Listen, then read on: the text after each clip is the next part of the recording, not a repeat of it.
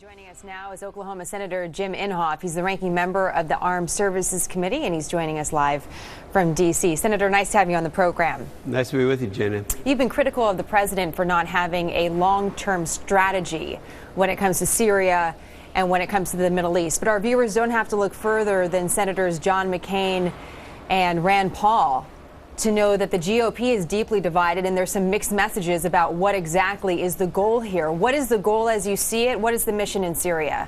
Well, first of all, keep in mind, Jenna, that there is no long-term strategy. The Obama strategy has changed 3 times in the last week. Now we're sitting back and hoping that he can be bailed out by Russia.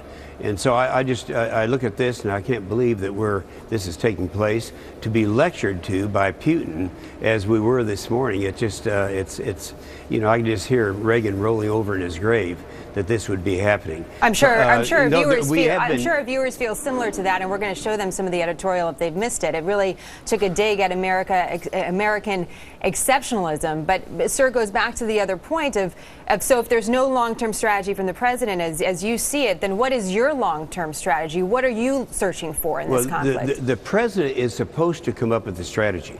That's his job. That's what the Constitution says he's supposed to do.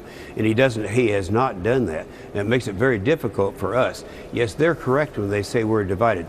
I came out of the chute, I was the first one to say, I don't agree with the military intervention in the Middle East. I think that our president is wrong in doing it. But I said there's a reason that nobody talks about, and that reason is in the last 4.5 years, this president has decimated our military. I mean, go back, Jenna, to the first 4.5 years ago, the first budget did away with our only 5th generation fighter, did away with our lift capacity, did away with the future combat system, the ground-based interceptor in Poland. That was just the first year.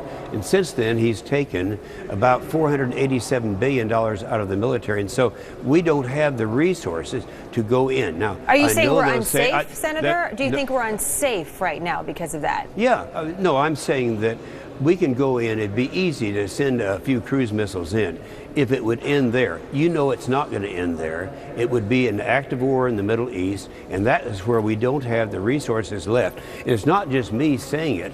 The chairman of the Joint Chiefs of Staff, General Dempsey, said we're putting ourselves in the military on a path where force is so degraded and so unready that it would be immoral to use force. Well, it is a scary thought. Let me just take another quote just to counter that, because that is something that General Dempsey said, and it does certainly send a direct message to the American people about where we're at. But here's what the Wall Street Journal said this week, Senator. The Wall Street Journal said this: failing to act now in Syria doesn't mean the U.S. will not go to war again in the Mideast. It means that when America goes to war again, the costs are likely to be greater.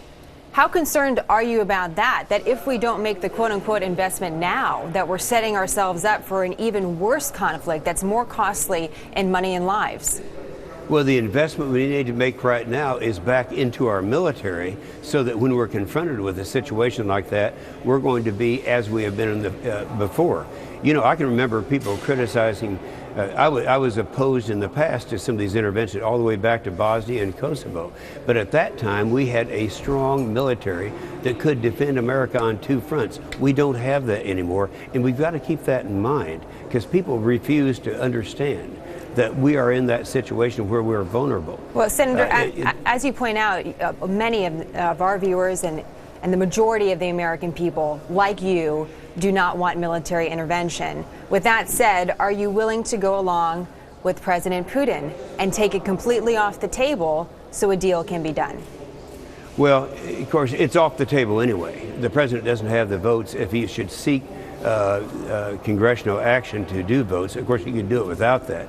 But we should not do that. But I'm not at all comfortable with relying on someone like Putin to make our determinations as to what our position is going to be in the Middle East or anywhere else in the world. Keep in mind, it's Putin and it's Russia that have supplied Syria with all of their weapons, all of their equipment, their assets necessary to inflict the damage that they're inflicting in the Middle East now. And let's also don't forget the real threat right next door. It's in Iran, and our intelligence has told us since 2007 that they would have a nuclear weapon and a delivery system by 2015, a year and a half from now. So you can't isolate this just between Sure. Russia, Syria, and us. And you, as you rightly point out, that's something we're going to be talking about in just a few minutes, in fact, about what's happening with Iran and some headlines coming out of there. That said, a question that I asked Senator Manchin yesterday, I'd like to ask you as well, because we've been hearing time and time again that President Assad is a thug, a child murderer,